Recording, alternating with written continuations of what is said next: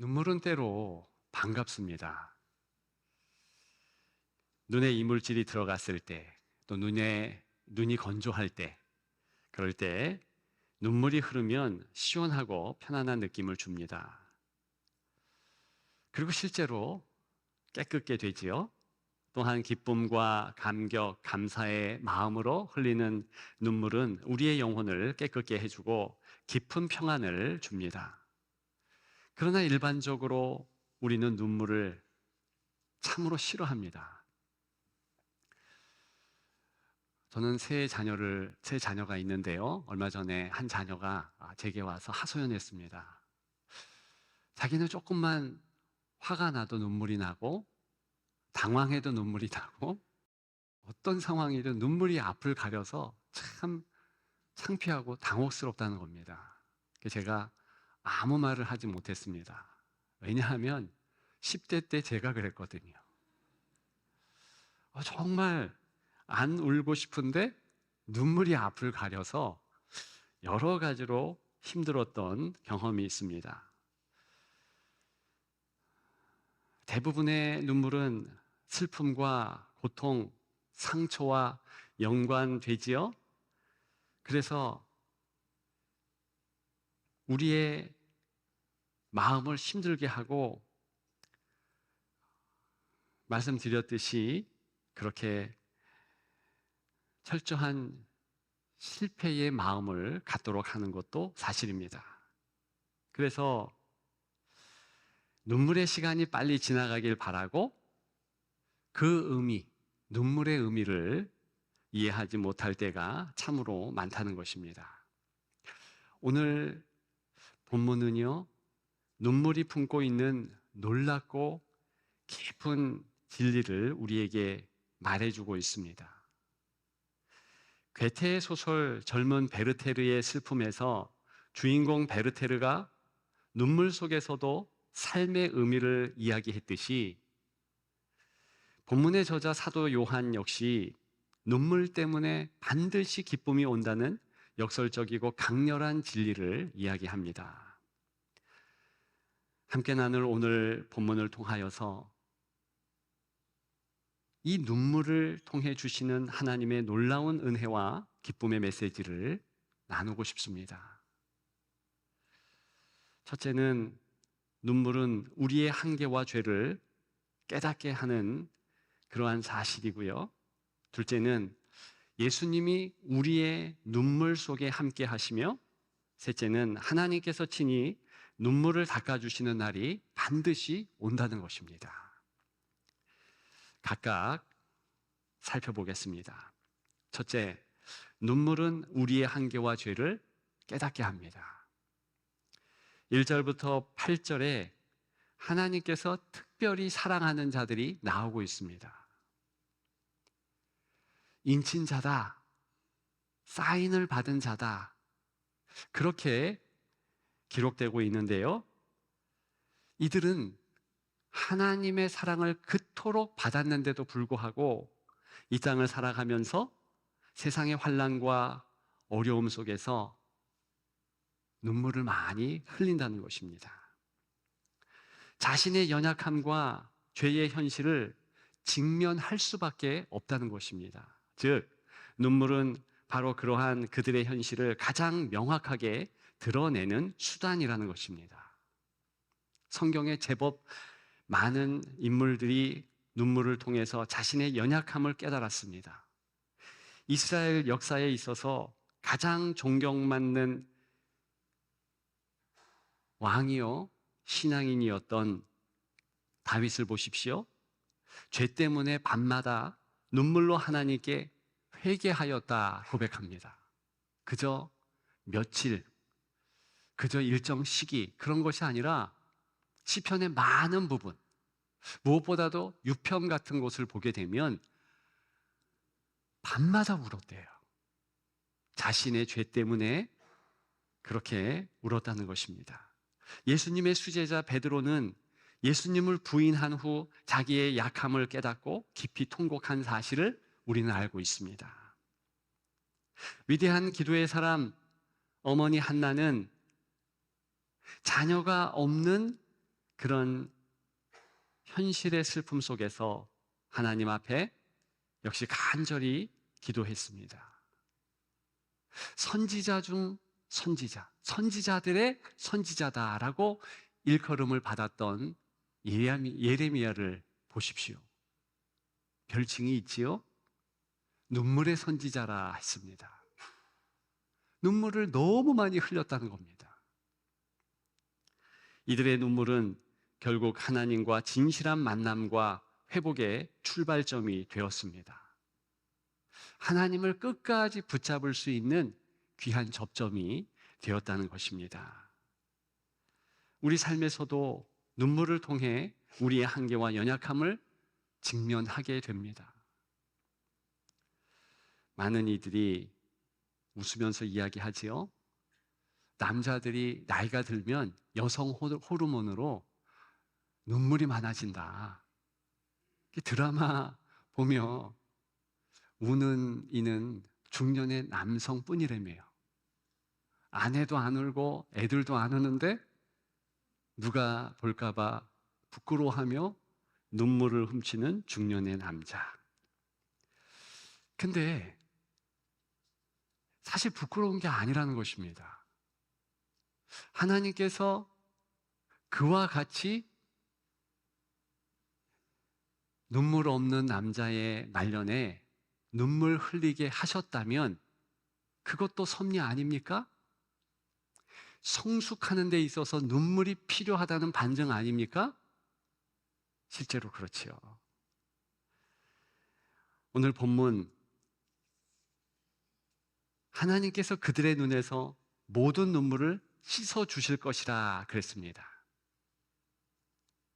이 말은요, 우리 삶 가운데 있는 눈물이 하찮은 것이 아니고 귀하게 여기고 있다라는 사실을 담고 있는 겁니다. 오늘 본문을 기록한 사도 요한, 사랑의 사도였습니다. 얼마나 사랑이 컸는지 존경받았고 괜찮은 인물이었습니다. 그런 그가 영광스러운 예수님 앞에서 가장 처음 보인 모습은 죽은 듯 놀란 모습입니다. 두 번째 보인 모습은요, 눈물을 펑펑 쏟는 모습입니다. 그것도 천상의 영화로운 모습을 목도하고 어린 양 되시고 유다의 사자이시며 전능하신 하나님이신 예수 그리스도 앞에서 그는 울지 않을 수 없었습니다.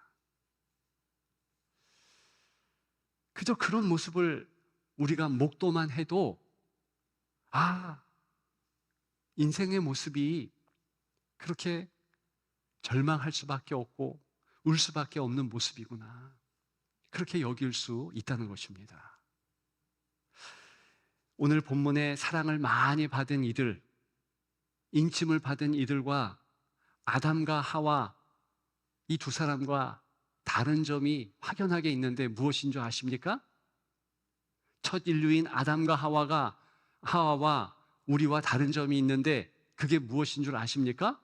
우리는 울며 시작했고요, 아담과 하와는 웃으며 인생을 시작합니다. 처음에 인류는 울지 않았습니다. 실은 울음은 낯선 건 맞습니다. 그래서 우리 본성적으로 울음을 싫어하는지도 모르지요. 창조하신 이후에 방긋 웃으면서 아담과 하와는 시작했어요. 여러분들은 어떻게 인생을 시작하셨습니까? 못 보셨지요? 그런데 자녀들을 보았더니 어떻게 시작한 줄 알잖아요. 저도 3번 이상 보았어요. 우리 교인들의 자녀들 또한 어떻게 시작했는지 많이 보았습니다.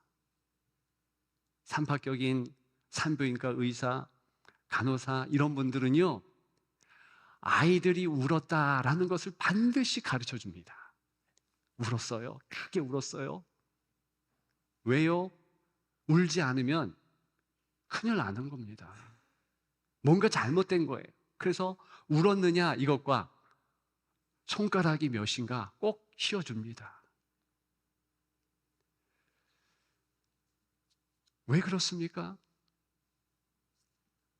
아담과 하와는 웃으면서 인생을 시작했지만 그들의 죄 때문에 그 이후에 죄의 결과로 인하여서 모든 인생이 펑펑 울면서 그렇게 시작한다는 거예요.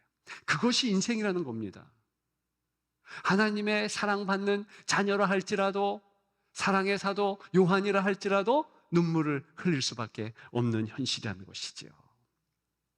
그런데 그 눈물이 의미가 있다는 거 아닙니까? 우리의 한계와 연약함을 직면하게 하는 것이요.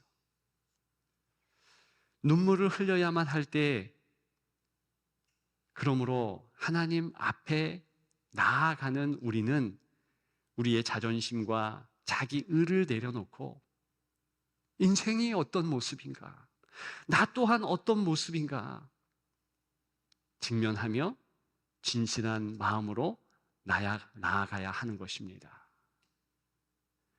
눈물 속에 숨겨진 하나님의 보호와 기쁨을 경험하게 될 것이기 때문에 그렇습니다. 기억하는 여러분들 되시기를 축복합니다.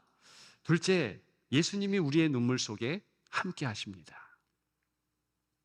9절에서 14절을 보면 큰 무리가 흰 옷을 입고 종려 가지를 흔들며 찬양하며 나오고 있습니다.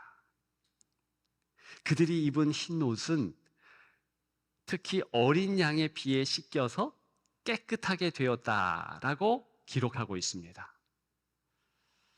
생각해 보십시오. 피로 씻으면 옷이 붉어져야 하는데 왜 희게 되었다고 할까요? 하나님이 생명이십니까? 맞습니다. 하나님은 어느 면에서는 생명이십니다. 오직 예수의 피로 적셔진 자만 깨끗하게, 희게 보신다는 겁니다. 우리도 그렇게 보아야 합니다. 주님의 희생이 귀하고 주님의 사랑이 보배이기 때문에 예수 그리스도의 피보혈이 나를 깨끗게 하셨다. 그래서 256장 그런 고백을 우리가 하지 않습니까? 예수 십자가에 흘린 피로서 그대는 씻겨 있느냐, 당신은 씻겨 있느냐, 나는 씻겨 있느냐. 피보혈로 씻긴 바 될 때에만 우리의 흰옷이 비로소 하나님 보실 때에 온전한 흰색이 된다는 것입니다. 예수님은 인간의 슬픔과 눈물을 직접 경험하셨습니다. 우리를 위해 십자가에서 모진 고난을 받고 십자가의 눈물을 쏟아주셨습니다. 복음서에 의하면 예수님은 나사로의 무덤 앞에서 눈물을 흘리셨습니다. 이 눈물은 단지 인간적인 슬픔이 아니라 죄와 죽음에 대한 깊은 공감과 사랑이셨습니다. 주님의 이 공감적인 사랑이 얼마나 우리에게는 위로가 되고 힘이 됩니까? 같이 울어주는 거예요. 더욱 중요한 것은 주님은 우리가 충분히 울고 분노하고 슬퍼하는 시간이 필요하다라는 것을 아신다는 사실입니다. 그랬기 때문에 예수님도 그 나사로의 무덤 앞에서 이 죽음과 죄, 그것에 대해서 분노하시고 탄식하셨습니다. 그 말은 우리 또한 죽음을 비롯한 인생의 문제 앞에서 때로는 탄식하고 많은 경우 눈물을 흘리는 거 당연하고, 그리고 충분히 눈물 흘려야 한다, 그런 교훈 아니겠습니까? 그래서 애통하는 거, 때로는 주체할 수 없는 눈물에 대한 우리의 마음, 그것까지도 괜찮다. 울어도 괜찮다. 슬퍼해도 괜찮다. 너의 모습이 귀할 수 있다. 여겨야 한다는 것입니다. 실제로 우리의 모든 눈물 닦아주시잖아요. 함께 해주시잖아요. 눈물의 상황에 동행하신다. 약속 아닙니까? 저는 오늘 본문에 나타나고 있는 목자 되신 주님의 섬세한 모습이 좋습니다. 다시 한번 17절을 보면 목자 되신 주님께서 울고 있는 우리를 어디로 데려가시냐? 생명수 샘으로 데려가신대요. 하나님께서 그들의 눈에서 모든 눈물을 씻어주신대요. 무슨 뜻입니까? 어린 자녀들이 울고 그래서 더러워진 모습을 보일 때 엄마 아빠가 하는 행동이 있잖아요.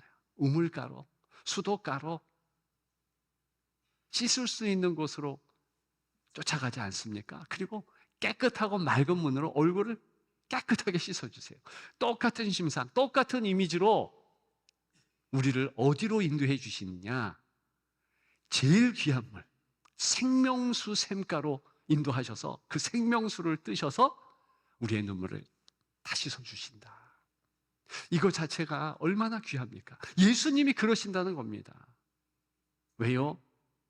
우리의 눈물을 가치 있게 여기시고 우리의 슬픔의 현장 함께 해주시고 그것을 다 마음에 새겨 놓으신다는 겁니다. 너 이래서 눈물 흘렸지, 너 저래서 눈물 흘렸지, 내가 다 알아. 그래서 저와 여러분들이 눈물 흘릴 때조차도 홀로 있는 시간이 아니고 오히려 눈물 있는 이 시간 하나님이 함께 하시는 시간, 위로의 시간, 힘주는 시간이다. 지금 못 느끼면 반드시 훗날에 그렇게 하신다 확신하시기를 주님의 이름으로 축복합니다.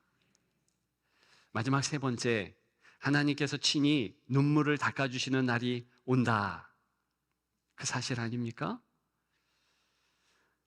마침내 우리의 모든 눈물을 친히 닦아주신다. 이 17절만의 내용이 아닙니다. 사실은 요한계시록 전체의 내용이 그렇게 섬세하고 우리의 눈물을 마음에 새기시면서 우리를 바라보시는 예수 그리스도이세요. 그렇기 때문에 21장에 보게 되면 오늘 이 본문이 확대해서 나오고 있습니다. 모든 눈물을 그 눈에서 닦아주시니 다시는 사망이 없고 애통하는 것이나 곡하는 것이나 아픈 것이 다시 있지 아니하리니 내가 만물을 새롭게 하노라. 이것은 엄청난 선포입니다. 하나님 나라에는 눈물이 없다는 거예요. 사실은 눈물 있긴 있죠. 기쁨에 겨운 눈물. 가장 최고로 기쁠 때 우리 마음에 물샘이 터진다는 겁니다. 이건 과학적이래요. 그래서 기쁠 때도 눈물이 나온대요. 기쁠 때도 콧물이 나온대요. 그러니까 엄밀한 의미에는 하나님 나라에 눈물이 있긴 있죠. 그런데 원인이 다르잖아요. 감사하고 기쁘고 감격해서 흐르는 눈물은 있는데 죽음 때문에, 아픔 때문에, 고통 때문에 흐르는 눈물이 싹 사라진다는 것입니다. 그것을 깊게 깨달은 C.S. 루이스는요, 천국과 지옥의 이론에서 이런 말을 했습니다.